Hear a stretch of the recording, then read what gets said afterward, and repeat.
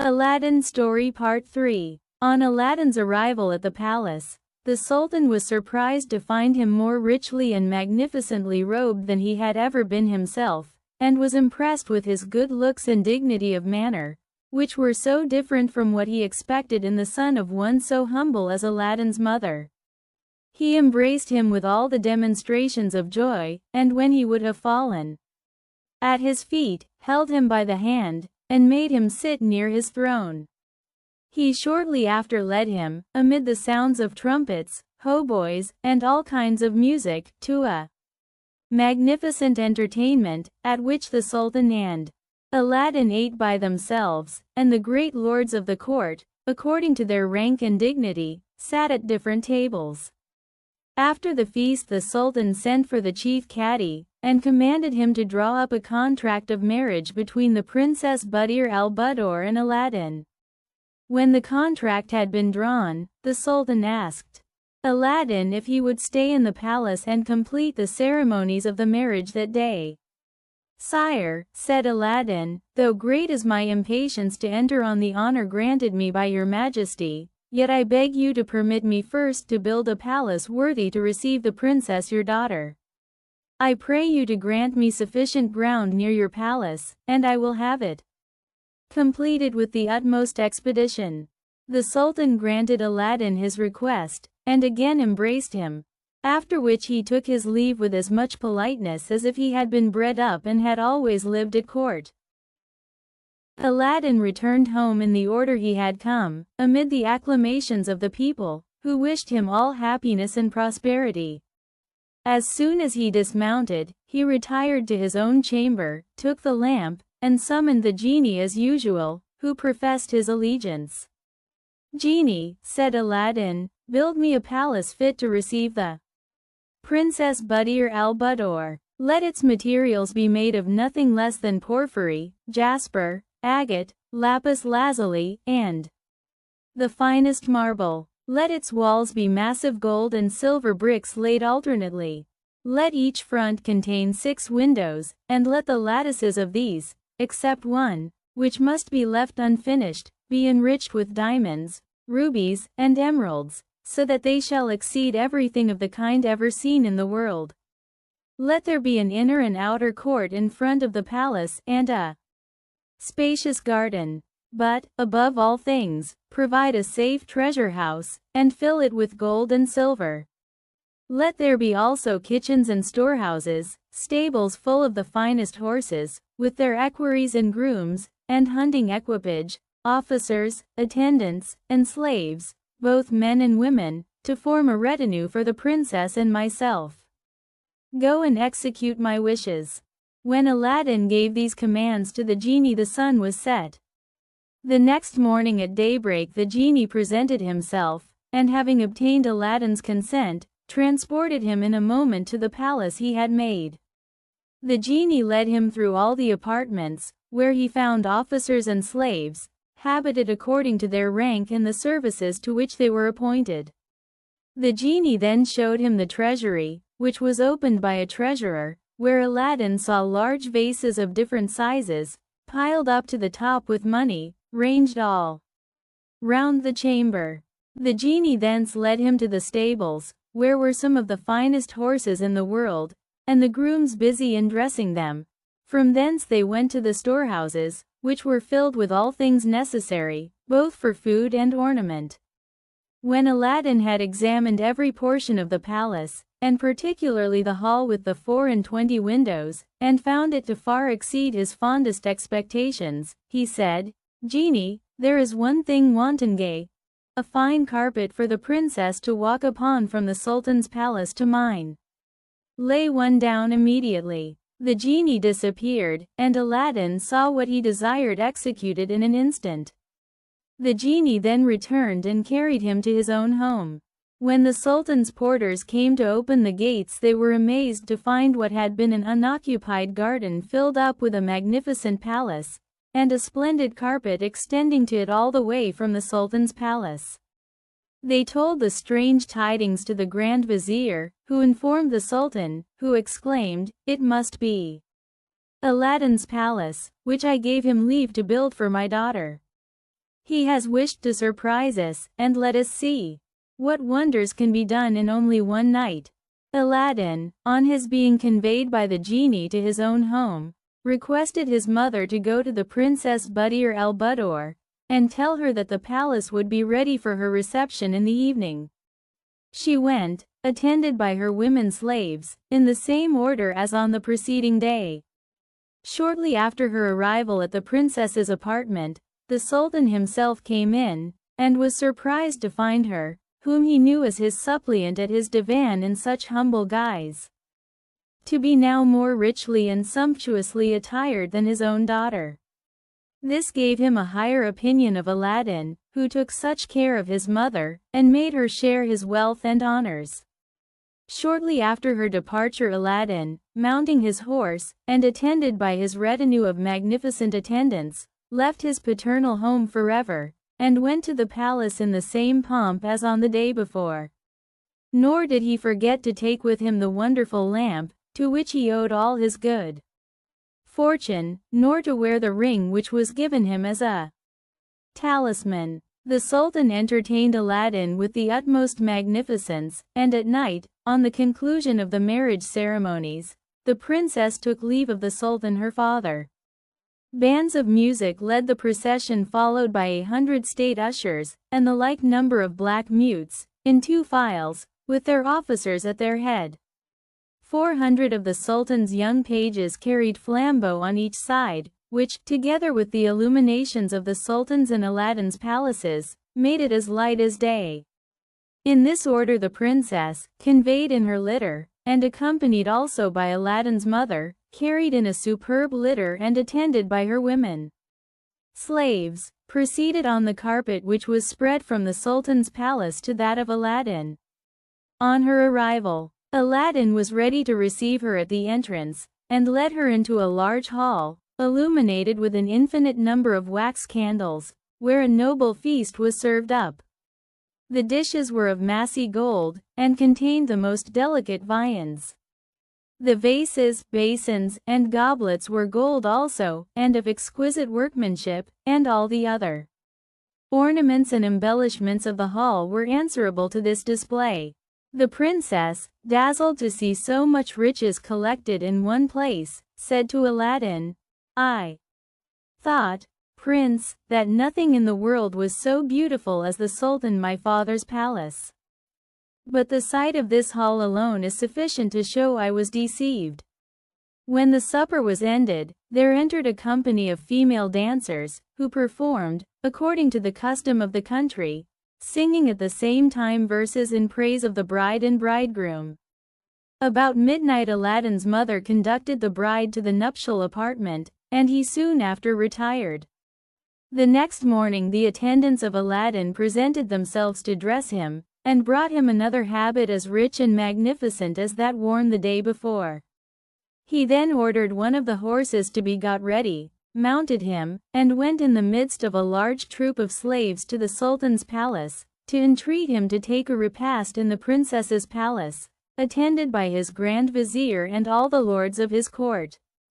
The Sultan consented with pleasure, rose up immediately, and, preceded by the principal officers of his palace, and followed by all the great lords of his court, accompanied Aladdin. The nearer the Sultan approached Aladdin's palace, the more he was struck with its beauty, but when he entered it, came into the hall, and saw the windows enriched with diamonds, rubies, emeralds, all large, perfect stones, he was completely surprised, and said to his son-in-law, "This palace is one of the wonders of the world. For where in all the world besides shall we find walls built of massy gold and silver, and diamonds, rubies, and emeralds composing the windows? But what most surprises me is that a hall of this magnificence should be left with one of its windows incomplete and unfinished." "Sire," answered Aladdin, "the omission was by design, since I wished that you should have the glory of finishing this hall. I take your intention kindly," said the Sultan, "and will give orders about it immediately."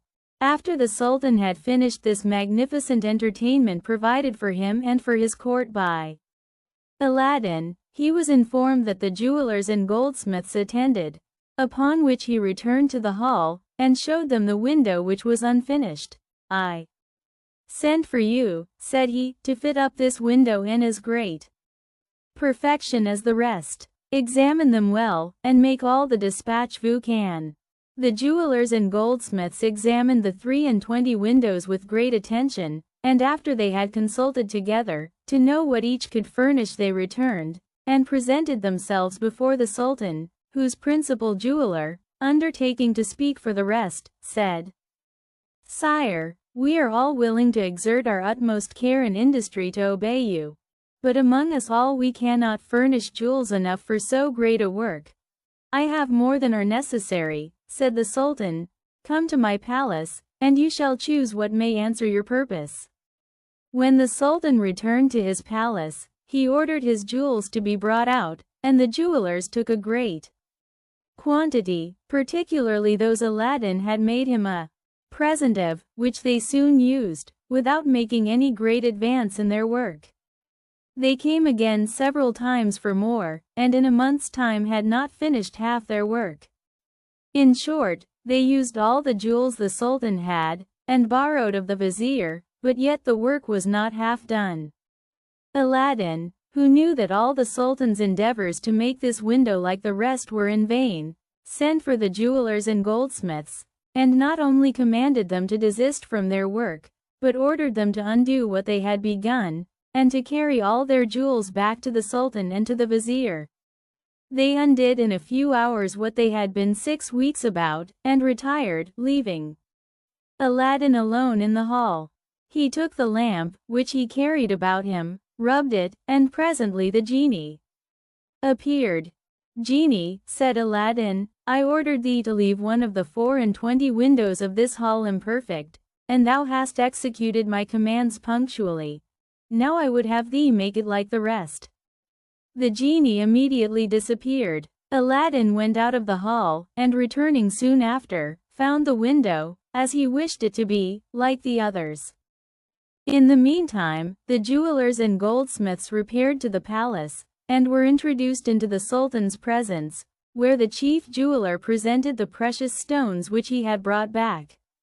The Sultan asked them if Aladdin had given them any reason for so doing, and they answering that he had given them none, he ordered a horse to be brought, which he mounted, and rode to his son-in-law's palace, with some few attendants on foot, to inquire why he had ordered the completion of the window to be stopped.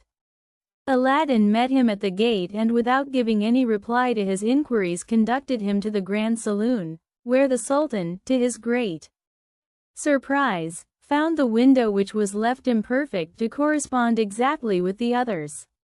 He fancied at first that he was mistaken, and examined the 2 windows on each side, and afterward all the 24, but when he was convinced that the window which several workmen had been so long about was finished in so short a time, he embraced Aladdin and kissed him between his eyes. "My son," said he, "what a man you are to do such surprising things always in the twinkling of an eye. There is not your fellow in the world. The more I know, the more I admire you." The Sultan returned to the palace, and after this went frequently to the window to contemplate and admire the wonderful palace of his son-in-law. Aladdin did not confine himself in his palace, but went with much state, sometimes to one mosque, and sometimes to another, to prayers, or to visit the Grand Vizier, or the principal lords of the court. Every time he went out, he caused 2 slaves, who walked by the side of his horse, to throw handfuls of money among the people as he passed through the streets and squares.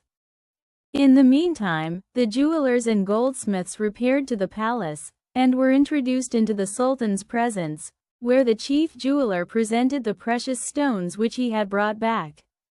The Sultan asked them if Aladdin had given them any reason for so doing, and they answering that he had given them none, he ordered a horse to be brought, which he mounted, and rode to his son-in-law's palace, with some few attendants on foot, to inquire why he had ordered the completion of the window to be stopped. Aladdin met him at the gate and without giving any reply to his inquiries conducted him to the grand saloon, where the Sultan, to his great surprise, found the window which was left imperfect to correspond exactly with the others. He fancied at first that he was mistaken, and examined the 2 windows on each side, and afterward all the 24.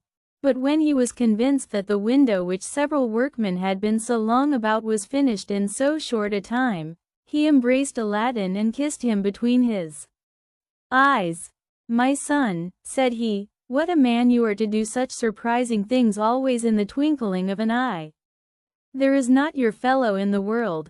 The more I know, the more I admire you." The Sultan returned to the palace, and after this went frequently to the window to contemplate and admire the wonderful palace of his son-in-law.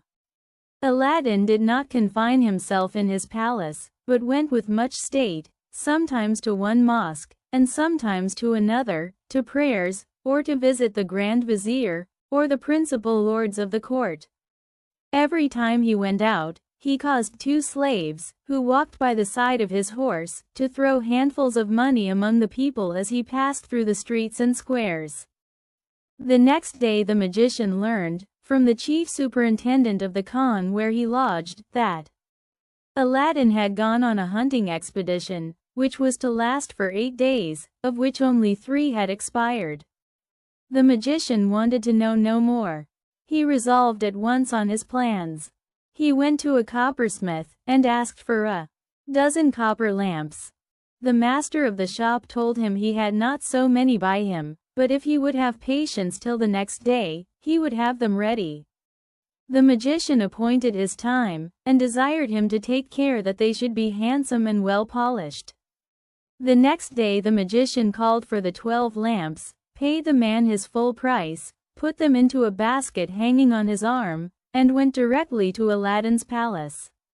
As he approached, he began crying, "Who will change old lamps for new ones?" As he went along, a crowd of children collected, who hooted, and thought him, as did all who chanced to be passing by, a madman or a fool, to offer to change new lamps for old ones. The African magician regarded not their scoffs, hootings, or all they could say to him, but still continued crying, "Who will change old lamps for new ones?" He repeated this so often, walking backward and forward in front of the palace, that the princess, who was then in the hall with the 24 windows, hearing a man cry something, and seeing a great mob crowding about him, sent one of her women slaves to know what he cried. The slave returned laughing so heartily that the princess rebuked her. "Madam," answered the slave, laughing still, "who can forbear laughing, to see an old man with a basket on his arm, full of fine new lamps, asking to change them for old ones? The children and mob crowding about him so that he can hardly stir, make all the noise they can in derision of him." Another female slave, hearing this, said, "Now you speak of lamps, I know not whether the princess may have observed it, but there is an old one upon a shelf of the Prince Aladdin's robing room, and whoever owns it will not be sorry to find a new one in its stead. If the princess chooses, she may have the pleasure of trying if this old man is so silly as to give a new lamp for an old one, without taking anything for the exchange." The princess, who knew not the value of this lamp, and the interest that Aladdin had to keep it safe, entered into the pleasantry, and commanded a slave to take it and make the exchange. The slave obeyed, went out of the hall, and no sooner got to the palace gates than he saw the African magician, called to him, and, showing him the old lamp, said, "Give me a new lamp for this." The magician never doubted but this was the lamp he wanted. There could be no other such in this palace, where every utensil was gold or silver. He snatched it eagerly out of the slave's hand, and, thrusting it as far as he could into his breast, offered him his basket, and bade him choose which he liked best. The slave picked out one, and carried it to the princess, but the change was no sooner made than the place rung with the shouts of the children, deriding the magician's folly. The African magician stayed no longer near the palace, nor cried any more, "New lamps for old ones," but made the best of his way to his Khan. His end was answered, and by his silence he got rid of the children and the mob.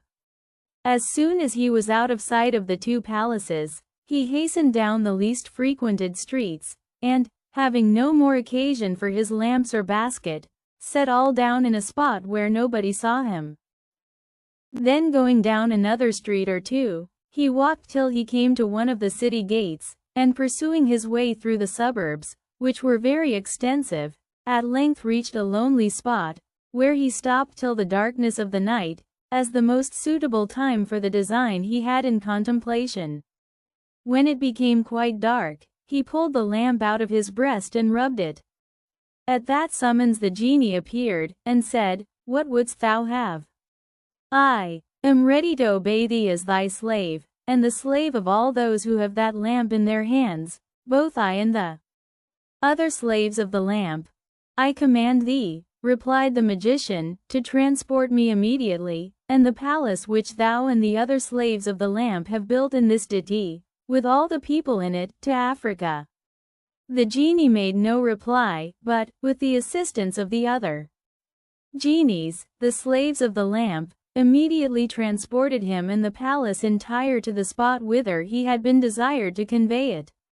Early the next morning, when the Sultan, according to custom, went to contemplate and admire Aladdin's palace, his amazement was unbounded to find that it could nowhere be seen. He could not comprehend how so large a palace, which he had seen plainly every day for some years, should vanish so soon and not leave the least remains behind. In his perplexity he ordered the Grand Vizier to be sent for with expedition. The Grand Vizier, who in secret bore no goodwill to Aladdin, intimated his suspicion that the palace was built by magic, and that Aladdin had made his hunting excursion an excuse for the removal of his palace with the same suddenness with which it had been erected. He induced the Sultan to send a detachment of his guards and to have Aladdin seized as a prisoner of state. On his son-in-law being brought before him, he would not hear a word from him, but ordered him to be put to death. The decree caused so much discontent among the people, whose affection Aladdin had secured by his largesses and charities, that the Sultan, fearful of an insurrection, was obliged to grant him his life. When Aladdin found himself at liberty, he again addressed the Sultan, "Sire, I pray you to let me know the crime by which I have thus lost the favor of thy countenance." "Your crime?" answered the Sultan, "Wretched man! Do you not know it? Follow me, and I will show you." The Sultan then took Aladdin into the apartment from whence he was wont to look at and admire his palace, and said, "You ought to know where your palace stood. Look, mind, and tell me what has become of it." Aladdin did so, and, being utterly amazed at the loss of his palace, was speechless. At last, recovering himself, he said, "It is true, I do not see the palace. It is vanished, but I had no concern in its removal.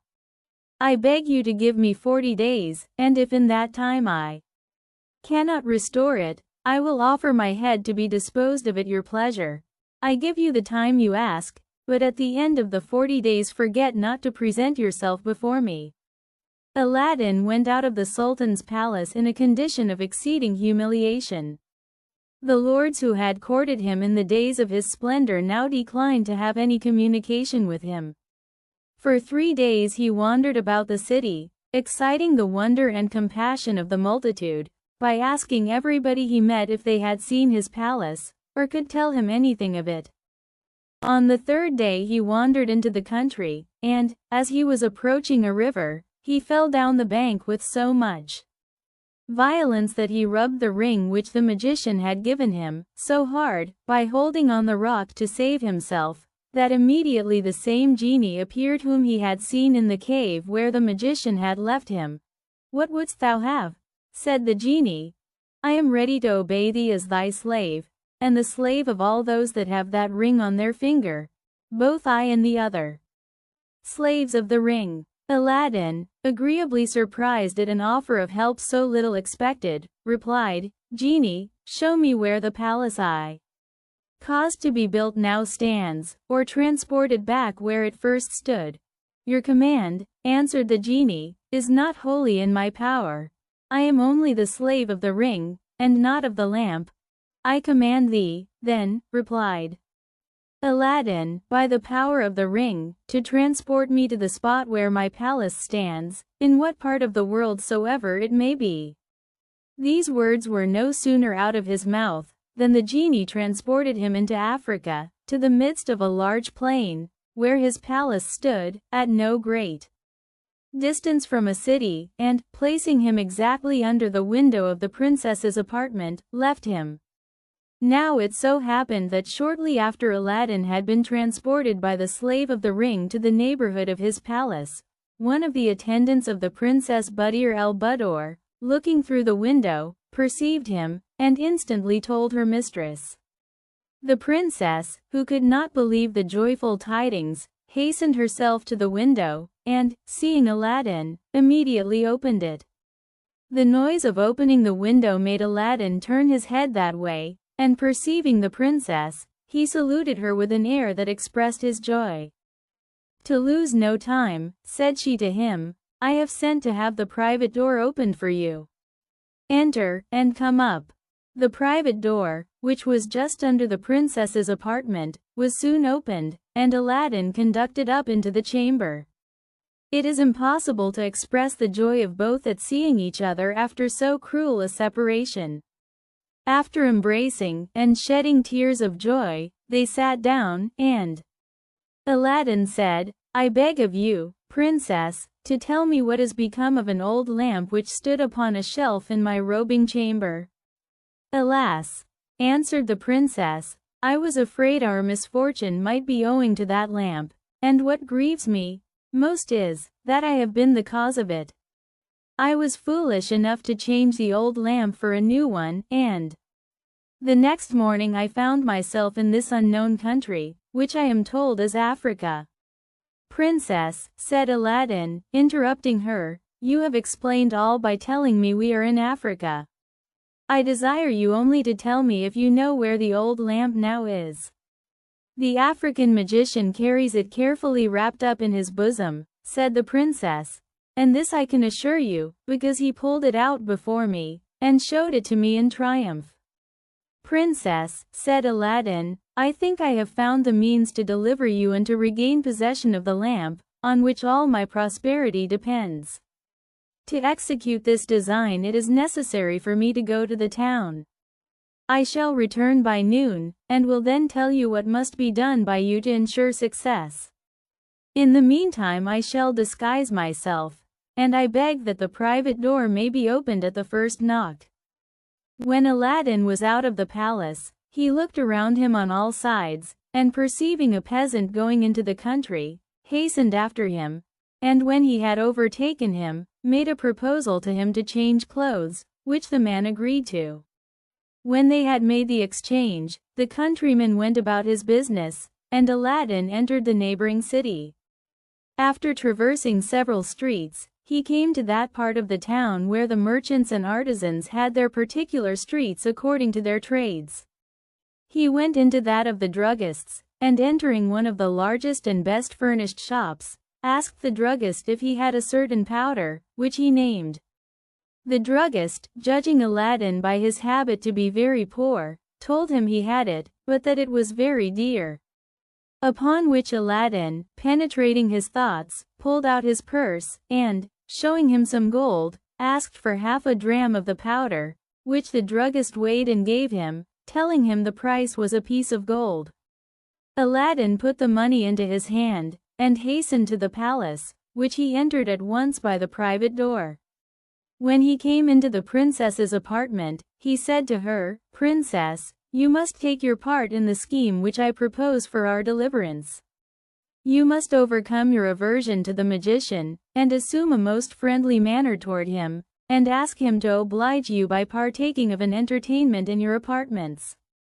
Before he leaves, ask him to exchange cups with you, which he, gratified at the honor you do him, will gladly do, when you must give him the cup containing this powder.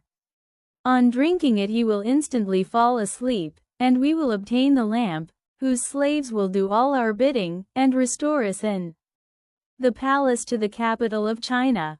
The princess obeyed to the utmost her husband's instructions. She assumed a look of pleasure on the next visit of the magician, and asked him to an entertainment, which he most willingly accepted. At the close of the evening, during which the princess had tried all she could to please him, she asked him to exchange cups with her, and, giving the signal, had the drugged cup brought to her, which she gave to the magician. He drank it out of compliment to the princess to the very last drop, when he fell backward lifeless on the sofa. The princess, in anticipation of the success of her scheme, had so placed her women from the great hall to the foot of the staircase, that the word was no sooner given that the African magician was fallen backward, than the door was opened and Aladdin admitted to the hall. The princess rose from her seat, and ran overjoyed to embrace him, but he stopped her, and said, "Princess, retire to your apartment, and let me be left alone, while I endeavor to transport you back to China as speedily as you were brought from thence." When the princess, her women, and slaves were gone out of the hall, Aladdin shut the door, and going directly to the dead body of the magician, opened his vest, took out the lamp, which was carefully wrapped up, and rubbing it, the genie immediately appeared. "Genie," said Aladdin, "I command thee to transport this palace instantly to the place from whence it was brought hither." The genie bowed his head in token of obedience, and disappeared.